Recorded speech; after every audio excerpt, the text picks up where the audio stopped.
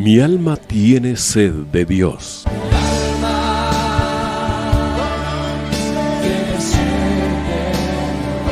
Un espacio que reconforta, alienta y motiva a la luz de la palabra de Dios. Un espacio de clamor e intercesión por todos aquellos que hoy necesitan una palabra de aliento de parte del Dios Todopoderoso.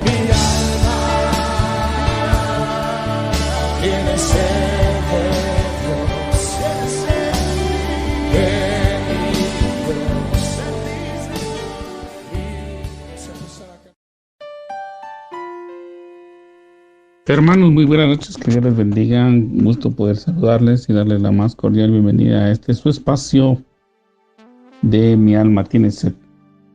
Un espacio donde a la luz de la palabra somos consolados, exhortados, animados.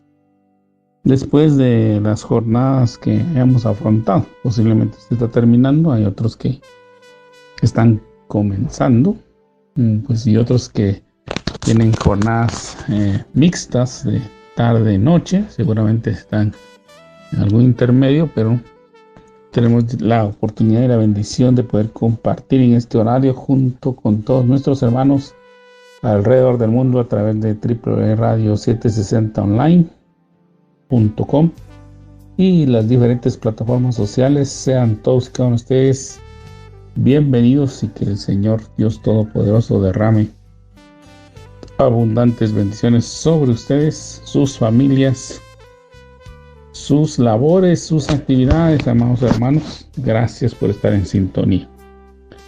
En esta oportunidad, amados hermanos, vamos a continuar hablando del tema del regreso del Señor. Y en esta instancia estamos hablando leyendo, mejor dicho, y estudiando, haciendo algunas reflexiones sobre el libro de Apocalipsis. Y con mucho agrado me permito informarles que hemos llegado ya al capítulo número 19, dándole la gloria y honra al Señor, porque hemos llegado ya a casi la conclusión de la lectura de este libro, donde hemos encontrado unas bendiciones muy preciosas, abundantes, que han enriquecido nuestro entendimiento, nuestro corazón, han permitido que ensanchemos nuestra mente también y nuestro corazón, sobre todo en un libro que es el Señor mismo el autor. Este es un libro que el Señor Jesús escribe, utilizando pues al hermano Juan, al apóstol Juan, como su escriba, como su escritor. El Señor Jesús dictó, él escribió y nos lo trasladó para que juntos, amados hermanos, estudiemos, comprendamos las cosas que van a suceder, las cosas que van a suceder y que concretamente son el juicio que el Señor Jesús va a realizar a su iglesia y el juicio que el Padre Celestial, como juez justo y Dios y Señor de toda la tierra, va a realizar sobre la humanidad. Bueno, amados hermanos, hemos mencionado, y lo vuelvo a hacer para un resumen breve, que para la época tribulacionaria, o mejor dicho, para esta altura del estudio que estamos realizando, hay tres grupos bien diferenciados. Tres grupos que son los que están corriendo la carrera del final de los tiempos. Uno es la iglesia que el Señor Jesucristo adquirió con su sangre. Dos es el pueblo de Israel, la nación que Dios escogió, llamando para ello a Abraham. Y número 3, el mundo, aquellos que no tienen una relación con Dios. Los hemos mencionado con anterioridad que los tres grupos esperan un Mesías. ¿Qué es un Mesías? Es un Salvador, es un Redentor. La iglesia sabe que el Mesías ya vino, el ungido, el Cristo, el Mesías, el señalado entre 10,000.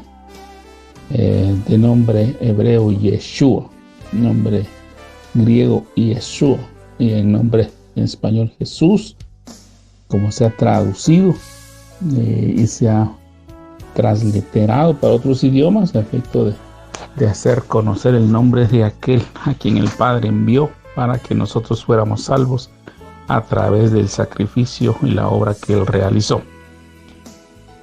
Entonces, amados hermanos, la iglesia ya sabe, o por lo menos tenemos la noción de que nuestro Salvador ya vino, Él ya realizó la obra y tiene un retorno donde viene por su iglesia. Es lo que se llama el arrebatamiento o la segunda venida o arpazo del término griego. Israel está esperando un Mesías, según ellos no ha venido, como lo comentamos en su oportunidad. El pueblo de Israel, de acuerdo a las enseñanzas que han recibido por sus maestros, sus instructores, ellos consideran o afirman que el Mesías no ha venido porque el Mesías no tiene que tener ninguna intervención divina. Es así como ellos lo ven, es decir, que el Mesías que ellos esperan no tiene que ser de un origen divino. Ellos esperan a alguien que se levante de la línea de David, y que al igual que David liberte al pueblo de los opresores. Y el mundo, aunque usted no lo crea, está esperando un Mesías. Claro que no le llama de esa manera, ¿verdad? Él lo llama como un líder, un dirigente político, alguien que lo saque de esta situación agónica que el mundo está experimentando, con crisis ecológicas, problemas económicos masivos, guerras, conflictos, luchas, divisiones, racismo, etcétera, etcétera, etcétera. Entonces el mundo espera que se levante un Salvador, alguien que tome el control del gobierno mundial y que logre establecer paz y que logre llevar prosperidad a toda la humanidad, independientemente del territorio en que éste se encuentre, que pueda recibir esa prosperidad, que termine la guerra, que termine la esclavitud. Eso es lo que esperan, hermanos. Obviamente el mundo pues ha inventado también sus caminos, lo que llamamos las religiones, métodos para obtener la paz, algunas prácticas o situaciones ahí invocando algunas costumbres antiguas, pero, amados hermanos, el camino, el único camino es el Señor Jesús. Solo por medio de Él se llega al Padre, solo por medio de Él se obtiene la salvación y el perdón de los pecados. Así que en esta faceta, amados hermanos, habemos tres grupos. Y aún dentro de la iglesia se van a detectar por lo menos tres grupos a los que el Señor le ha puesto: los llamados, los escogidos y los fieles. Entonces, amados hermanos, aún para el arrebatamiento los fieles van a alcanzar la misericordia. Los llamados y los escogidos, pues como su nombre lo indica, pueden ser llamados, pero si no crecen a fieles, si no llegan a la estatura de fieles, se quedan.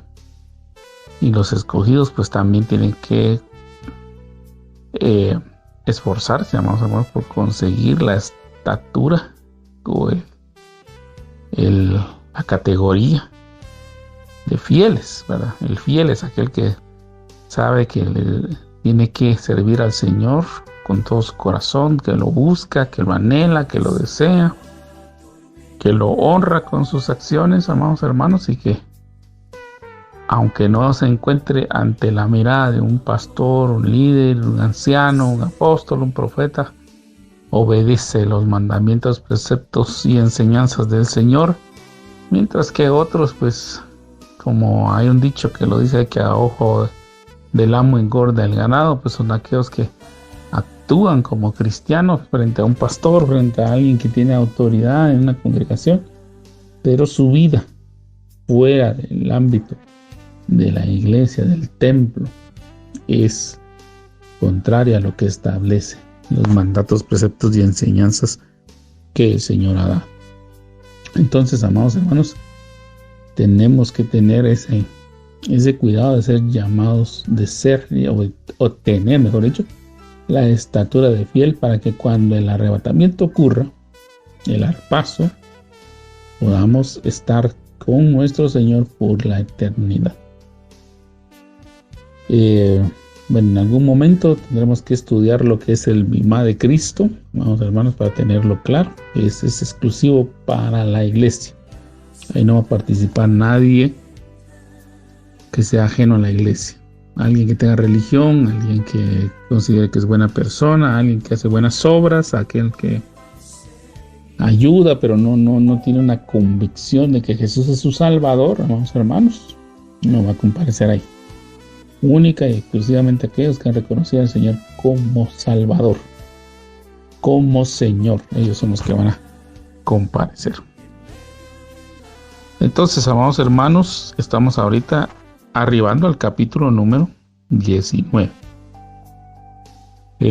Antes de comenzar, yo solo quisiera retomar que en el capítulo 18, verso número 23, creo yo que lo vimos, sí, en el capítulo 18, verso 23, la Biblia Reina Valera 60 menciona esta frase.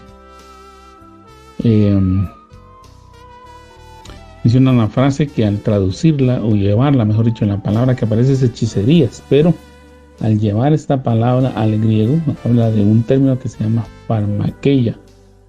Y farmakeia se refiere también a todas aquellas entidades que comercian con narcóticos o con medicinas procesadas, drogas controladas. Hablábamos de eso brevemente. Amados hermanos, les mencionaba, no con el fin de asustarnos, pero sí con el fin de prevenirlos, de que mucha de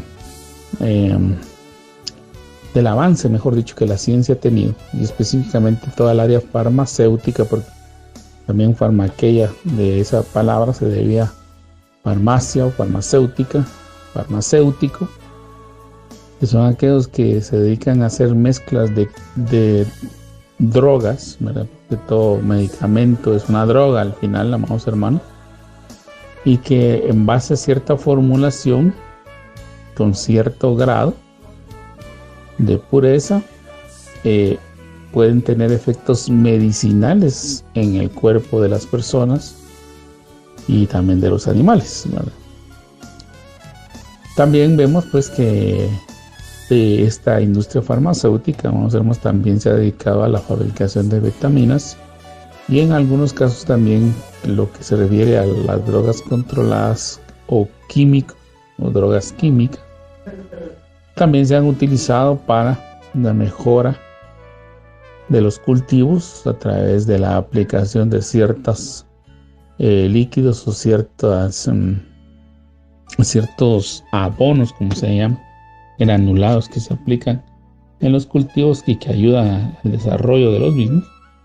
También pues, hay desarrollo de vitaminas y de algunos alimentos que han sido modificados genéticamente con el fin de ayudar a la humanidad según el fin primordial que se ha promulgado. Sin embargo, amados hermanos, por esta manipulación algunos han sido afectados, ¿verdad?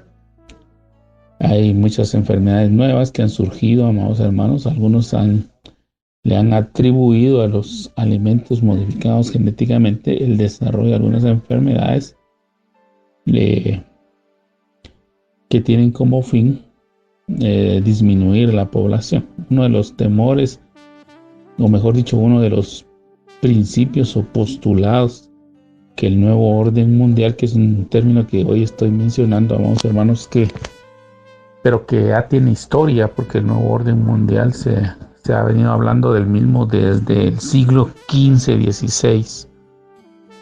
Y el nuevo orden mundial tiene como propósito precisamente, o mejor dicho, el significado de sus siglas es ordenar al mundo. ¿En qué sentido? En que tengan un solo idioma, que tengan una sola creencia, que tengan una sola moneda, que tengan una sola economía, que precisamente las personas tengan cierto nivel de desarrollo que sea controlado, que precisamente los recursos que en este planeta existan sean los necesarios para alimentar a cierto número de población, más que este número de población no se incremente para que los recursos alcancen y duren más tiempo. La humanidad, amados hermanos, se ha multiplicado extraordinariamente. Se calcula que al siglo, o mejor dicho, al año en el que estamos, ya hay más de 8,000 millones de habitantes en toda la Tierra. Sin embargo, amados hermanos, los recursos alimenticios, hídricos, de aire, así como oportunidades de trabajo y de desarrollo, han ido menguando. Se están haciendo insuficientes para el sostenimiento de la humanidad. Entonces, esta organización o grupo que se ha puesto como fin implementar o implantar en el mundo algo que se llama el nuevo orden mundial, es precisamente uno, que los recursos sean bien administrados. Para ello se ha propuesto que la población a nivel mundial debe de tener cierto número de personas, por lo que se hace necesario exterminar o liquidar o disminuir de alguna manera el grupo habitacional, el grupo de personas que ocupan espacio en este mundo. Entonces, amados hermanos, aunque algunos los consideran teorías conspirativas, es decir, o cuentos o formas de atemorizar a la humanidad, efectivamente siempre se ha pensado que la manera más efectiva de mantener los recursos, el agua, el aire, los alimentos sobre todo, y que las personas puedan tener una vida buena, una vida de desarrollo, una vida de prosperidad, es disminuyendo la cantidad de personas. Y para ello, amados hermanos, en algunos casos se han diseñado plagas, enfermedades que afecten a ciertos grupos étnicos o a ciertas características de los seres humanos. Por ejemplo, a los seres humanos que tienen algún mal congénito, a algunas personas que ya tal vez son ancianas o adultos mayores, algunas personas que no tienen buena nutrición, a efecto de que este grupo de personas muera. Y pues al disminuir la cantidad de personas, los recursos pues tienen que tener mayor abundancia o mayor proporción para los que quedan. Esa es la teoría que ellos manejan. También se ha propuesto, amados hermanos, pues el tener una sola moneda para evitar los conflictos de las inflaciones o deflaciones que sufren los países derivado a los tipos de cambio, ¿verdad? Entonces saben que las monedas tienen que tener cierto respaldo. Cuando este respaldo disminuye, pues los tipos de cambio aumentan. Y por ejemplo, en el caso de nuestro país, el tipo de cambio está a 7.90 más o menos, o en promedio en relación al dólar. Es decir, que por cada dólar, para nosotros tener un dólar, tenemos que gastar 7 quetzales con 90 centavos. Mientras que hay otros países cuyo tipo de cambio está al doble o al triple, o inclusive algunos tipos de cambio algo desproporcionados, pero que lo que nos dicen es que el poder adquisitivo de esa moneda ha disminuido, y muchas de las operaciones, amados hermanos, de compra y venta, aunque usted no lo crea, se realizan en moneda extranjera. La compra de materias primas, la compra de algunos alimentos que no producen los países, pero que sí se encuentran, porque algunos los importan y los ponen a disposición de las personas para que los consuman, se deben de pagar en moneda extranjera, en dólar, generalmente. Entonces ese tipo de cambios en algunas economías las ha empobrecido, algunas economías las ha dañado. Entonces el nuevo orden mundial lo que propone es que exista una sola moneda. Por eso es que él ha cobrado auge, amados hermanos, la implementación de algunas monedas de ahora con la tecnología de monedas virtuales o monedas electrónicas, ¿verdad? Eso quiere decir que usted ya no tiene ni billetes, ni monedas, ni cheques, ni el manejo de ningún tipo de efectivo, o es poco el efectivo que usted utiliza, porque todas las demás operaciones usted las puede realizar, mejor dicho, a través de procesos electrónicos, a través de páginas de internet, a través de aplicaciones que usted puede instalar en su teléfono y que le permiten realizar todo ese tipo de actividades. El nuevo orden mundial también está proponiendo que exista, pues, uniformidad. Algunos pues han dicho que si este grupo de personas del nuevo orden mundial son los que pretenden implementar un grupo de personas o cierta raza que sea la que prevalezca y que es la que debe de tener el control y la autoridad sobre el resto. El nuevo orden mundial, amados hermanos, también ha abogado pues para que haya control de la natalidad, es decir, de los nacimientos, para que cada persona pues obviamente solo pueda tener un número de hijos a los cuales pueda darles una buena vida, una vida próspera o una vida de desarrollo. Entonces, amados hermanos, derivado a todos estos principios de ese grupo de personas, algunos que son públicos, otros que son ocultos, ¿verdad? Porque se supone que es una sociedad que existe en la teoría, pero que en la práctica cuesta identificar. Este es el grupo de personas que está tratando de alguna manera de dirigir los destinos del mundo, a veces en la luz pública y otras veces a oscuras. También es parte del sistema babilónico que estuvimos platicando, amados hermanos, en los programas anteriores. Este grupo de personas, en algunos casos, se ha rumorado, se ha propuesto que son los que controlan, que tienen el poder real tanto en la economía, en las finanzas, en los gobiernos, en la área política, en el área armamentista y en el área médica, ¿verdad, vamos hermanos? Porque algunos medicamentos, yo lo menciono derivado de que hechicerías, que es igual a farmaqueia en griego, y farmaqueia habla de farmacéuticos, drogas y derivados de todo ello, pues, amados hermanos, este grupo también ha ordenado que a través de la medicina, que a través de las prácticas estas de la venta de drogas controladas, de alguna manera puedan tener efectos positivos en cierto grupo de personas con ciertas características. Sin embargo, este medicamento aplicado a otra persona que no tiene esas mismas características le puede causar daño o le puede causar complicaciones, y obviamente, amados hermanos, es una forma de controlar la cantidad de personas que hay en el mundo.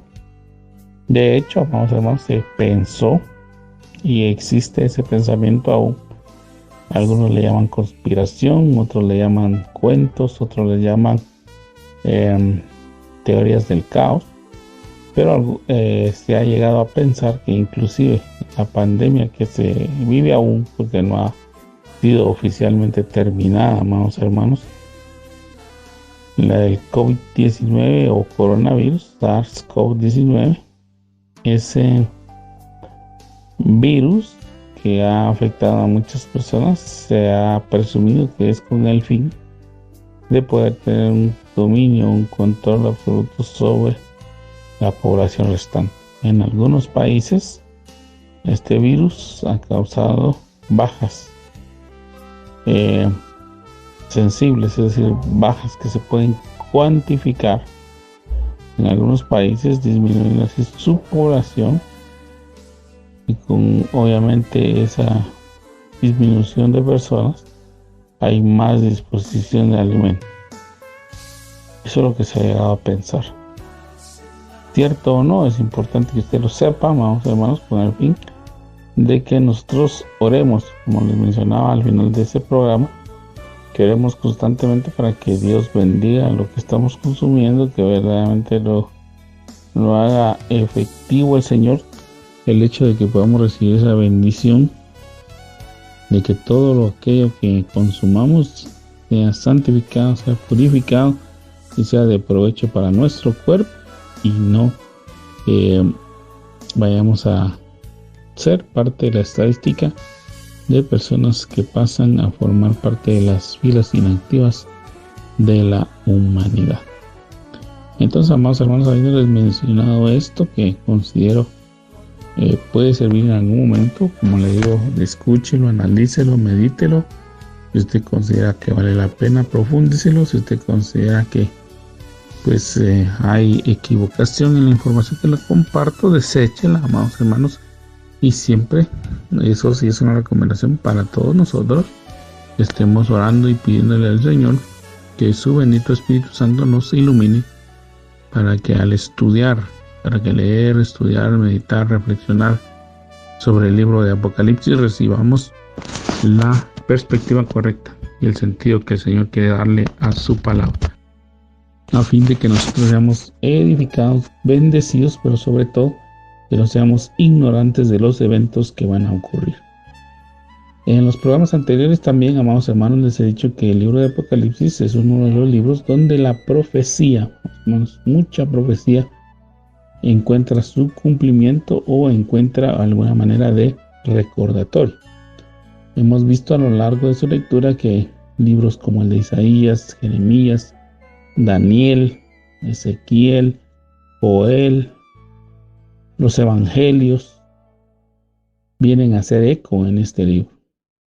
Cuando encontramos lo que se llaman referencias cruzadas o referencias para búsqueda y lectura, amados hermanos, que algunas Biblias están proporcionando, eso nos ayuda a entender, amados hermanos, que la palabra del Señor ha tenido ataque desde hace un buen tiempo y que seguramente muchas personas se dieron ante esos ataques. Hoy, amados hermanos, pues vamos a continuar con la lectura del capítulo 19. Recordándole, amados hermanos, que estemos orando por la lectura de este libro para que el Señor nos dé su adecuada interpretación. Y dos, amados hermanos, pedir para que el Señor abra nuestro entendimiento, seamos edificados, seamos bendecidos. Y tres, amados hermanos, que aquellas personas que de alguna manera no son creyentes, no comparten, o que de alguna forma han sentido marginados, puedan continuamente ser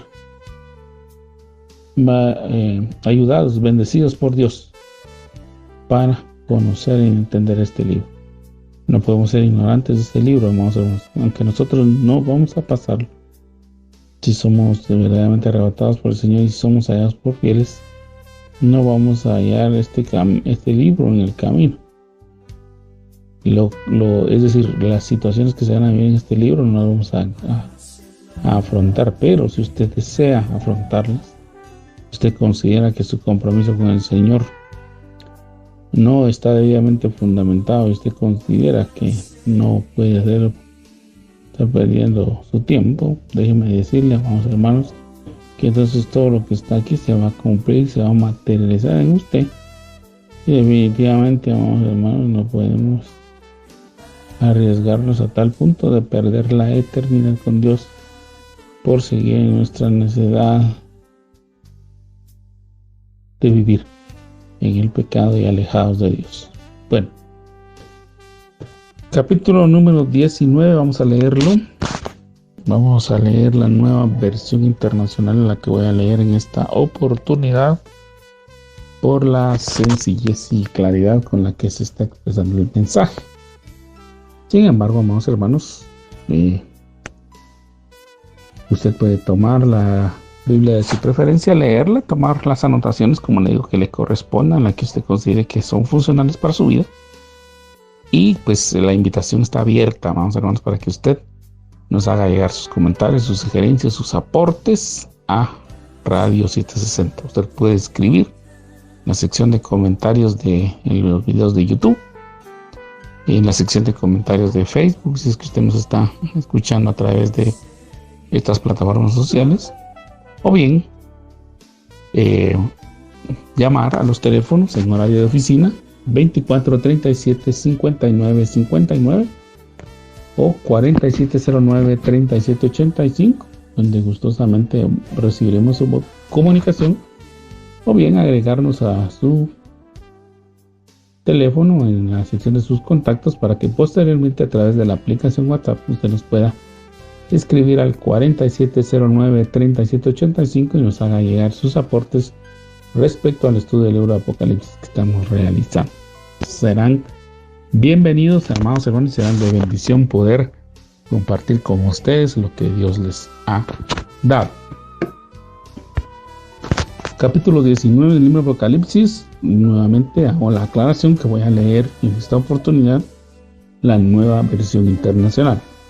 Dice capítulo 19 del libro de Apocalipsis. Después de esto oí en el cielo un tremendo bullicio, como el de una inmensa multitud que exclamaba: Aleluya. La salvación, la gloria y el poder son de nuestro Dios, pues sus juicios son verdaderos y justos. Ha condenado a la famosa prostituta, que con sus adulterios corrompía la tierra. Ha vindicado la sangre de los siervos de Dios derramada por ellos. Y volvieron a exclamar: Aleluya. El humo de ella sube por los siglos de los siglos. Entonces los 24 ancianos y los 4 seres vivientes se postraron y adoraron a Dios que estaba sentado en el trono y dijeron: Amén, Aleluya. Y del trono salió una voz que decía: Alaben ustedes a nuestro Dios, todos sus siervos, grandes y pequeños, que con reverente temor les sirven.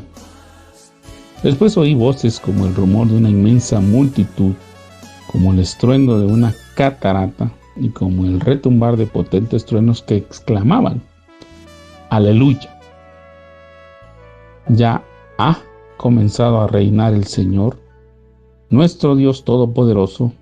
Alegrémonos y regocijemos y démosle gloria. Ya ha llegado el día de las bodas del Cordero. Su novia se ha preparado y se le ha concedido vestirse de lino fino, limpio y resplandeciente. El lino fino representa las acciones justas de los santos. Bueno, vamos a detenernos allá en la lectura. Hemos avanzado hasta el versículo número 8. Usted se da cuenta, amados hermanos, este es un canto de alabanza.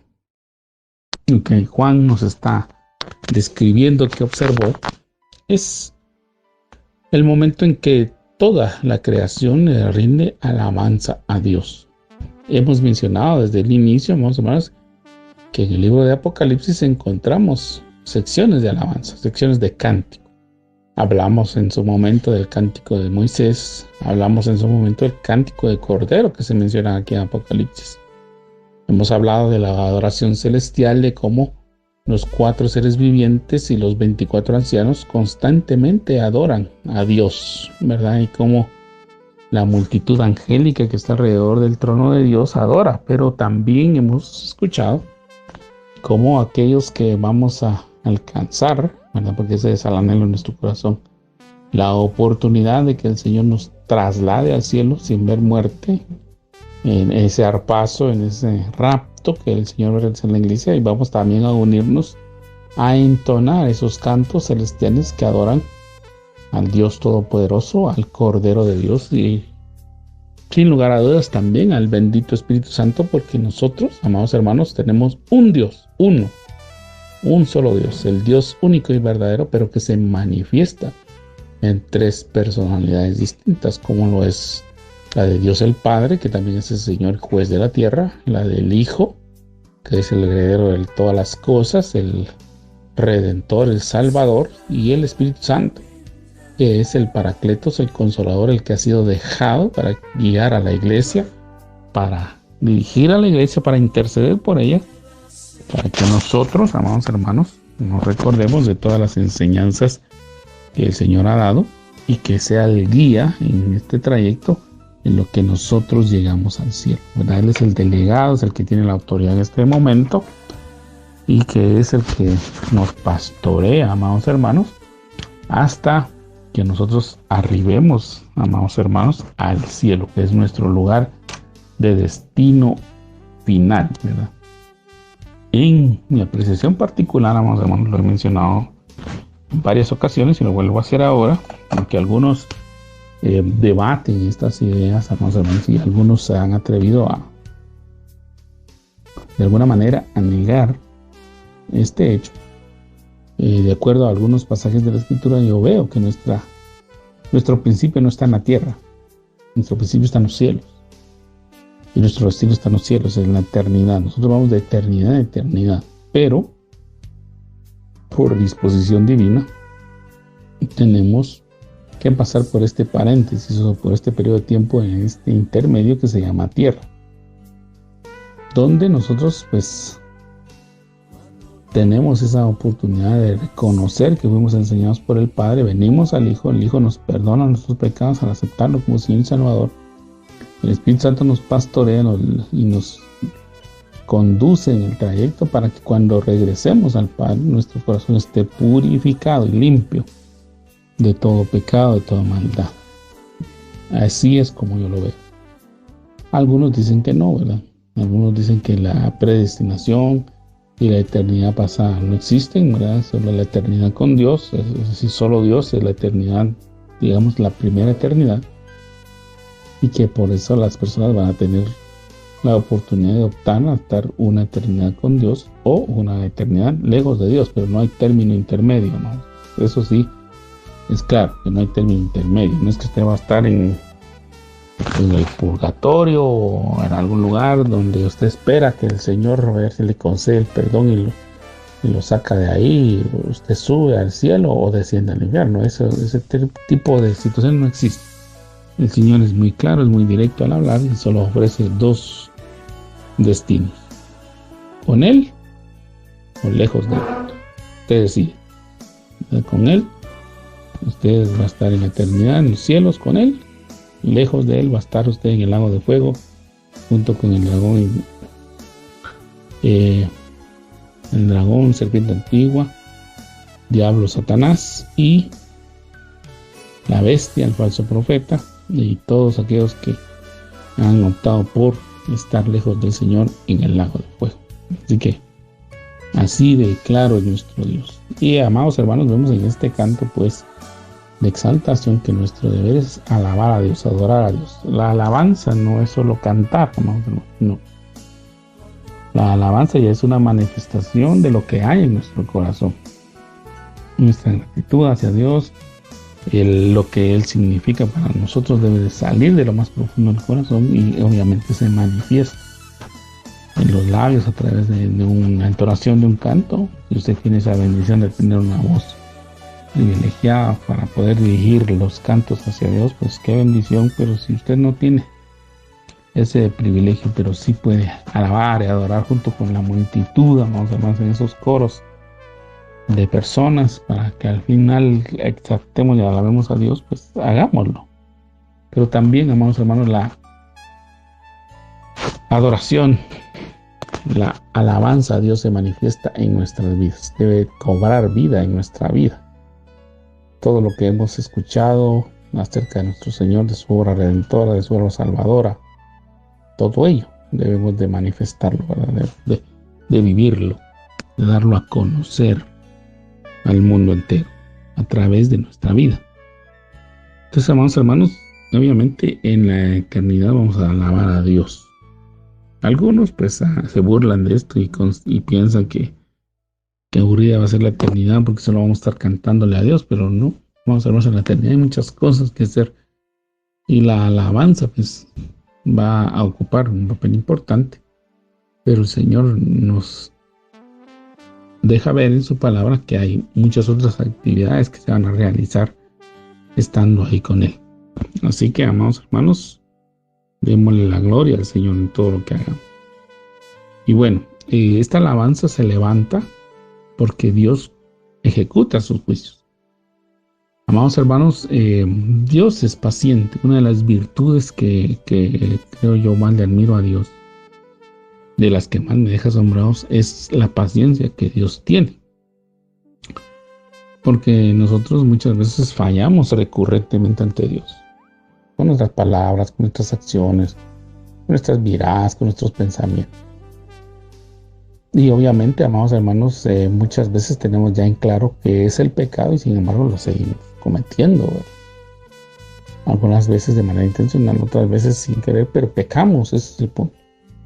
Y Dios no ejecuta un juicio inmediato, porque si Dios actuara como algunos piensan o como algunos lo pintan o algunos anuncian a Dios que Dios está en el cielo con un garrote en la mano, con un cincho en la mano, con una vara en la mano, y que cuando usted falla, peca, miente, engaña, tiene un mal pensamiento, hizo una mala mirada, se peleó con la esposa, regañó a uno de sus hijos, llegó tarde al trabajo, Dios le deja caer un baregonazo, más o menos. Yo creo que muchos ya no estaríamos en esta tierra, ¿no? Ya hace tiempo nos hubiéramos ido, porque Dios actuaría inmediatamente, pero no, Dios nos da, por medio de su paciencia, más o menos nos da la oportunidad de podernos arrepentir, alcanzar su perdón, alcanzar su gracia, alcanzar su favor, y precisamente entender todas las bendiciones que Dios tiene para nosotros. Dios no nos desecha a la primera, como muchas personas, como muchos seres humanos hacen, ¿verdad? Personas que le dan una instrucción, le dan una orden, le dan una tarea que realizar, y usted se equivoca, falla, y obviamente por esa falla, por esa equivocación, hay consecuencias negativas que solamente los desecha. Los trabajos serían el ejemplo de eso, ¿no? Usted lo contratan para hacer pan y usted en lugar de hacer pan hace tortillas, pues obviamente lo despiden, ¿no? Porque no lo contrataron para eso. Pues Dios, amados hermanos, nos da esa oportunidad constantemente, nos muestra su paciencia en que no ejecuta su juicio, pero llega un momento en que ese juicio se tiene que ejecutar. Hay un tiempo para todas las cosas. Dios nos lo muestra en el capítulo 3 del libro de Eclesiastés. Yo le invito a que leamos la Biblia, ¿verdad, hermanos? Esa ha sido siempre mi invitación, mi exhortación. Leamos la Biblia, leamos la palabra que Dios nos ha dejado. Y vemos que se ha destinado un tiempo para todas las cosas, ¿no? Toda actividad en la tierra tiene un tiempo. Y Dios, pues, obviamente tiene un tiempo de paciencia, pero también tiene un tiempo de juicio. Y precisamente el Apocalipsis nos habla de ese juicio que Dios va a ejecutar. Y, amados hermanos, no podemos ser ignorantes respecto a lo que Dios va a hacer. Yo creo que todos lo tenemos claro, lo que pasa es que a veces nos da miedo expresarlo o saberlo, así como usted, si es padre de familia o si es hijo, se da cuenta que también tu padre tiene cierto grado de paciencia. Algunas veces se ejecuta un juicio de manera inmediata, otras veces las acciones no ameritan un castigo, pero sí una reprimenda, que son diferentes. Pero ya en determinado momento, alguna acción repetitiva que usted realiza, cuyas consecuencias no son buenas, sino que son malas, son dañinas, afectan, definitivamente nuestro Padre Celestial tiene que corregirlas y nos tiene que castigar. Bueno, el juicio de Dios es la paciencia de Dios, tiene un límite también, amados hermanos, y todos aquellos que han sido renuentes, se han negado, han sido necios en no aceptar el llamado que Dios realiza y en ordenar su vida, porque realmente lo que Dios quiere es que nosotros apeguemos nuestra vida, amados hermanos, al llamado que Dios tiene para cada uno de nosotros. Cuando Dios nos creó, cuando Dios creó la humanidad, la creó con un plan, con un propósito. No la creó al azar, no la creó porque se sentía aburrido y bueno, a ver qué sale ahora, voy a creer al hombre, a ver qué pasa con él, o quiero a alguien que me esté dando problemas y entonces voy a crear al hombre. No, Dios no pensaba de esa manera, ¿no? Dios, cuando decidió crear y crear esos espacios donde estamos ahora, por ejemplo la humanidad en esta tierra con un ecosistema y donde hay una cantidad increíble, amados hermanos, de seres, algunos macroscópicos, es decir, que los podemos ver con nuestros ojos, y otros microscópicos que necesitamos de instrumentos que nos ayuden a poderlos visualizar. Es increíble la cantidad de virus, de bacterias, de especies de animales, tanto aéreos, marítimos, terrestres, plantas, que hay en el mundo, amados hermanos, y que son creación de Dios. Y el mismo ser humano, todo lo que Dios ha puesto dentro de nosotros, en nuestro cuerpo, para que este funcione y para que nosotros podamos ver, hablar, oír, pensar, actuar. Increíble la cantidad de cosas que Dios puso en un ser humano. Entonces, amados hermanos, Dios desea que nosotros ordenemos nuestra vida. Por eso deja su palabra, por eso hay personas que la están pregonando constantemente. Nosotros mismos, a través de la oración, siempre podemos ir y buscar cuál es el propósito que Dios tiene para nuestra vida. Porque Dios es un Dios que escucha, es un Dios que responde, es un Dios que habla, es un Dios que actúa, es el Dios viviente, amados hermanos. No podemos dejarnos llevar por los pensamientos religiosos que nos ahorillan a pensar de que pues, Dios es un ser eterno que está por ahí, que de vez en cuando pues tal vez nos atienda o no nos atiende, que nos ignora, que nos olvida, que nos desecha, ¿no? No, es un objeto inanimado que tiene forma humana en algunos casos, pero que no actúa, que no habla, que no hace, amados hermanos. No, nosotros tenemos al Dios vivo, un Dios viviente. El ser humano fue creado a imagen y semejanza de Dios. No fue creado a imagen y semejanza de otra cosa. Entonces, amados hermanos, ese tiempo de juicio llega. Cuando nosotros hemos optado por no obedecerle, por no someternos a él, ya sea porque nos influyeron, porque nosotros mismos decidimos en algún momento decir, no, yo no voy a creer en esas situaciones de mi abuela, de mi tío, de mi primo, o lo que predica fulano, lo que predica mengano, lo que dice perencejo, ¿no? O lo que dice el padre X, el padre Y, el elder X, el elder Z, o como se les llame, amados hermanos, sino optaron por decisión propia no someterse. Pues obviamente todo eso va a tener una consecuencia, amados hermanos. Toda acción, ese es un principio que existe, toda acción que se realice tiene una consecuencia, positiva o negativa. Esa es la realidad. El Señor no actúa en términos medios, para Dios no hay términos medios, amados hermanos, y creo que tampoco para el ser humano. El ser humano a veces lo que quiere es justificantes y por eso pone entre el blanco y el negro, dice que hay grises, escalas de grises o claros oscuros, y ahí en ese intermedio que hay que quiere justificar su conducta. Pero, amados hermanos, no nos engañemos, o es sí o es no, o es bueno o es malo, simple, no existe otra cosa. Entonces, ese tiempo de juicio va a llegar. Y precisamente, amados hermanos, ya leímos en varios capítulos, desde el capítulo 6, donde se habla de los sellos, la serie de juicios que se ejecutan en series de 7 sobre la tierra, sobre las aguas y sobre la humanidad, incluyendo pues también el cosmos, desde las estrellas, los planetas, etcétera, ¿verdad? Y cómo estos van incrementando en su grado de daño, ¿verdad? Van incrementando en su severidad, mejor. Vimos los sellos, vimos las trompetas, las copas, y hay una que está oculta, amados hermanos, que es la de los truenos, que ya como lo leímos es algo que Dios va a revelar en su momento, amados hermanos. Qué tan terrible será que nos lo reservaron para los que atraviesen esta época de la tribulación y la gran tribulación.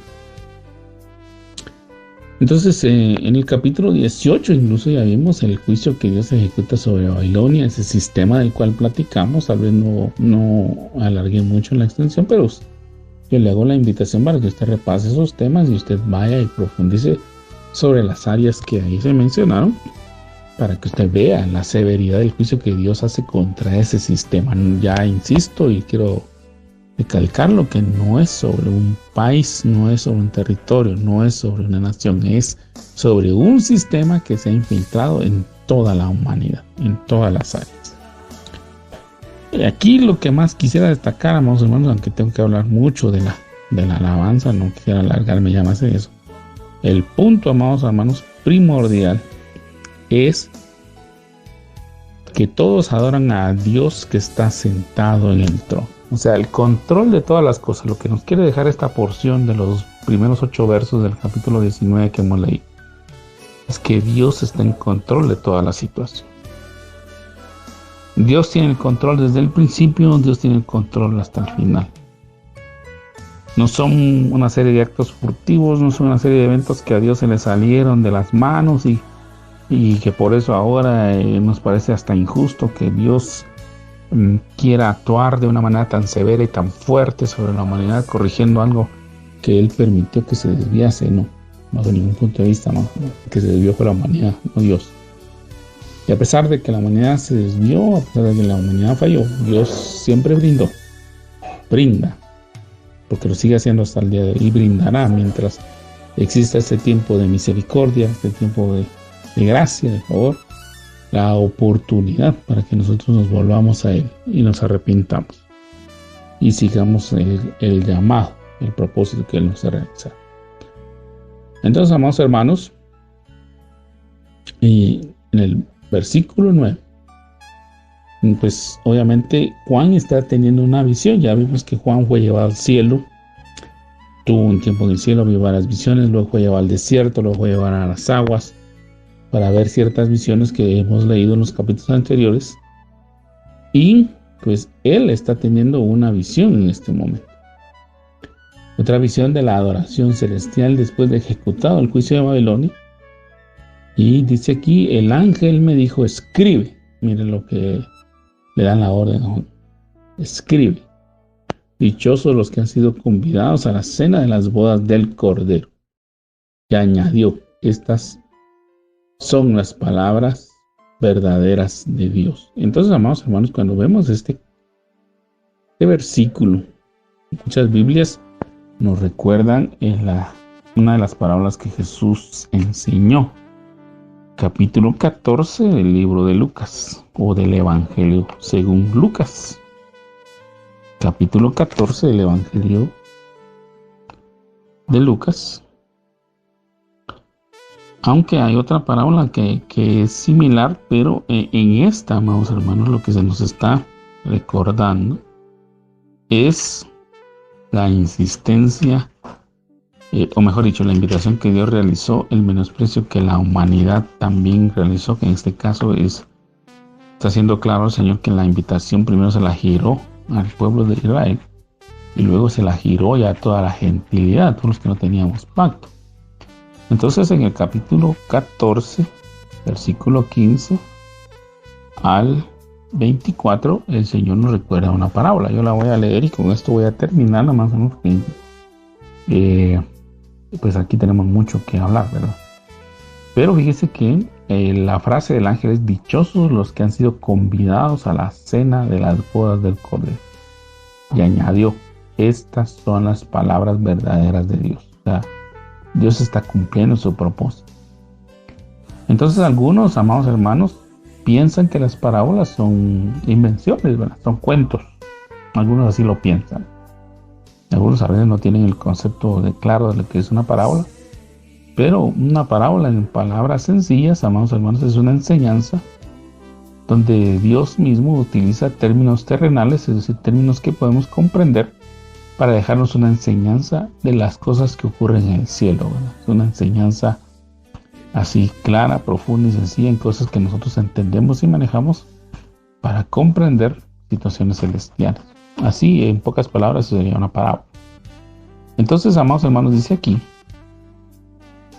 capítulo 14, bueno, insistir, verso 15 del Evangelio de Lucas, dice: al oír esto, uno de los que estaban sentados a la mesa con Jesús le dijo: dichoso el que coma en el banquete del reino de Dios. Porque Dios estaba hablando, amados hermanos, el Señor Jesús estaba enseñando sobre una cena que se va a dar, ¿verdad? Una celebración, una comida, ¿verdad? Y entonces esta persona entiende y comprende que no está hablando de un evento que tiene que ocurrir aquí en la tierra, sino de algo que va a ocurrir en los cielos. Y él por eso dice, esta persona se levantó y dice: dichoso el que coma en el banquete del reino de Dios. Entonces Jesús le contestó, mire, aquí comienza la enseñanza: cierto hombre preparó un gran banquete e invitó a muchas personas. A la hora del banquete mandó a su siervo a decirle a los invitados: vengan, porque ya todo está listo. Pero todos, sin excepción, comenzaron a disculparse. El primero le dijo: acabo de comprar un terreno y tengo que ir a ver. Te ruego que me disculpes. Otro adujo: acabo de comprar 5 yuntas de bueyes y voy a probarlas. Te ruego que me disculpes. Otro alegó, acabo de casarme y por eso no puedo ir. El siervo regresó y le informó de esto a su señor. Entonces el dueño de la casa se enojó y le mandó a su siervo: sal deprisa a las plazas y a las calles. A las plazas.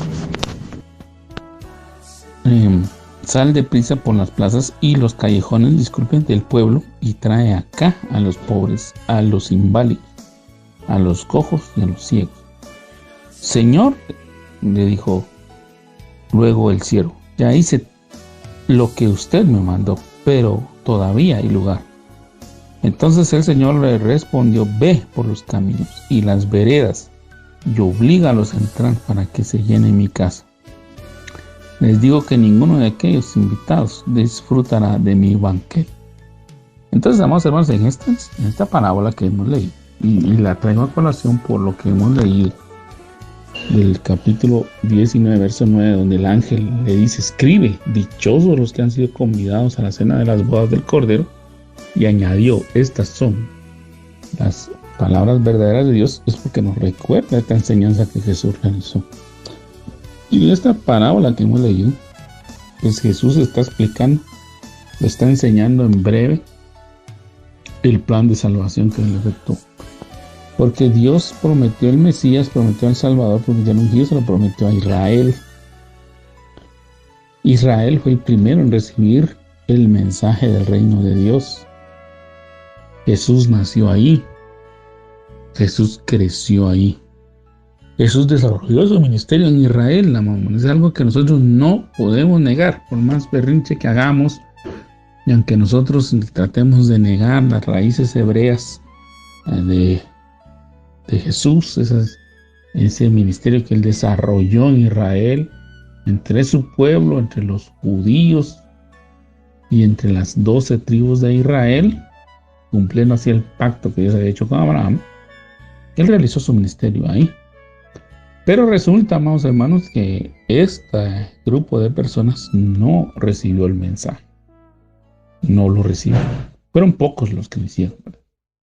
Jesús puso el ejemplo de que las prostitutas, los pobres, los ciegos, los mancos, pobres, que fueron los que recibieron con mucho gozo, con mucha alegría el mensaje, fueron los que le recibieron en el corazón. Pero los ricos, los sacerdotes, las autoridades que Israel tenía en aquel momento, los destacados, los que consideraban que no tenían ninguna necesidad, no lo recibieron.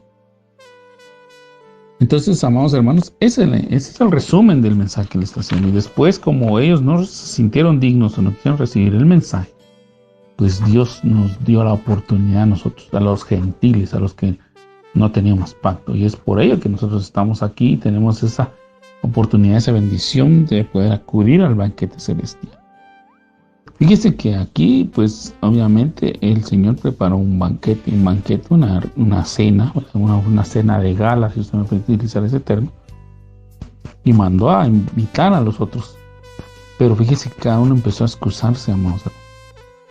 Y como cierto pastor lo mencionó en alguna ocasión, pues la verdad es que a nosotros, amados hermanos, nos deja con la boca abierta el hecho de que, si bien el Señor había organizado una cena, las excusas o los argumentos de esas personas fueron muy pobres. La verdad que nos debería dar pena que a veces nosotros nos excusamos al llamado de Dios, porque el Dios preparó ese gran banquete y dice que al primero le dijo: vengan porque ya todo está listo. Pero dice que todos, sin excepción, comenzaron a disculparse. El primero dijo: acabo de comprar un terreno y tengo que ir a ver. Este se afanó por los bienes terrenales, por tener propiedades, por tener sus inversiones en bienes y raíces.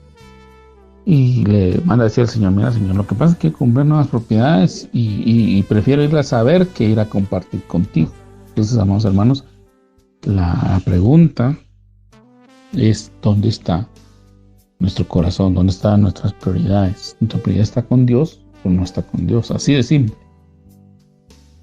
¿Por qué esta persona no se puso a pensar, bueno, en la noche voy a compartir con Dios, con mi Padre, con el que me da todas las cosas, el que me ha bendecido para tener todo lo que tengo? Y mañana iré al viaje, o pasado haré el viaje e iré a ver lo que compré. Pero él no, él dijo, no voy. Y aunque tal vez no fuera a viajar esa noche, sino que fuera a hacerlo tal vez hasta entre 2 días o 3, él prefirió cancelar la tener la comunión con Dios. El otro también le dijo lo mismo. Bueno, algo parecido. Acabo de comprar 5 yuntas de bueyes y voy a comprarlas. Te ruego que me disculpes, ¿verdad? O sea, yo tengo que ver mi empresa que tiene que producir, y que yo la utilizo para producción, para producir ganancias, ya sea para mí o para alguien. Y yo tengo que irla a probar. Hermano, ir a probar una yunta de bueyes en la noche. En ese tiempo la energía eléctrica había. No había lámparas. O sea, las lámparas eran unipersonales. Usted salía con su velita, su lámpara de aceite, pero apenas alumbraba su camino. No había lámparas, linternas como hoy hay. No habían generadores porque se llevara luces y iluminar todo el terreno y pudiera trabajar de noche como hoy ocurre. No estaban esas modernidades. Entonces, en otras palabras, también le está diciendo, mira, mis negocios están antes que tú. Dice, yo voy a ir a estar allá contigo, pero no voy a ganar nada. Yo prefiero mejor ir a ganar algo que estar contigo. ¿Dónde están nuestras prioridades? Y el otro dijo, bueno, pues yo me acabo de casar. Y dice aquí esta traducción, que es la nueva versión internacional, el otro alegó, es que me acabo de casar. Y tal vez no se había casado, man. Porque creo yo que cualquiera con sentido común hubiera dicho, bueno, esta es la oportunidad de llevar a mi esposa a esta cena, voy a ir a compartir con mi Señor y voy a llevar a mi esposa para que también todos los que aún no la conocen te las pueda presentar. Pero no, aquí no está hablando de que este hombre, alguno me va a decir ahorita, ay, a ver, hermano, que entonces no hay que dedicarse al matrimonio, no es eso, ¿no? Aquí lo que esta persona en sí está diciendo es que yo tengo mi prioridad en el deleite sexual. ¿Ya? Mis deleites son de otra índole. Y entonces mi prioridad es en deleitarme a mí mismo. Y quizás no estaba ni casado, ¿no? ¿Verdad? Él puso la excusa de que estaba casado, pero en ningún mandato de la ley hay la prohibición de asistir a una cena. Lo que había era prohibición de participar en la guerra, eso sí. Si usted se acaba de casar, no podía participar en la guerra porque el deber suyo era ser feliz a su esposa, no fuera que fuera a morir en el combate y otro tuviera que tomar a su esposa. Esa era la única prohibición que había. Pero llevar a su esposa a una cena con el mero jefe, eso, la excusa fue muy tonta. Perdóneme, yo creo que si usted tiene a su esposa a la par y usted le dice, mira, no te quiero llevar a la cena de gala, ahí mismo usted se acuerda del día de su nacimiento. Entonces, amados hermanos, el resumen, perdón, ya me extendí, de esta parábola que es mencionada aquí, o que viene a colación en Apocalipsis, recuerda cuáles son nuestras prioridades. Bueno, amados hermanos, que Dios le bendiga, que el Señor le guarde, y gracias por estarnos acompañando en esta serie. Muchísimas gracias por su sintonía, que tengan una bendecida noche. Si el Señor lo permite, en otra oportunidad estaremos platicando nuevamente con ustedes la palabra del Señor.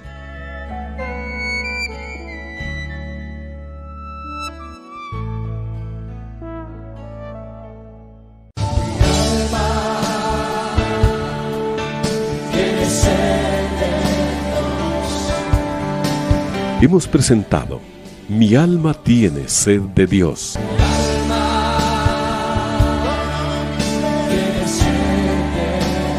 Te invitamos a escuchar nuestra próxima audición cuando nuevamente estaremos delante del Señor exclamando: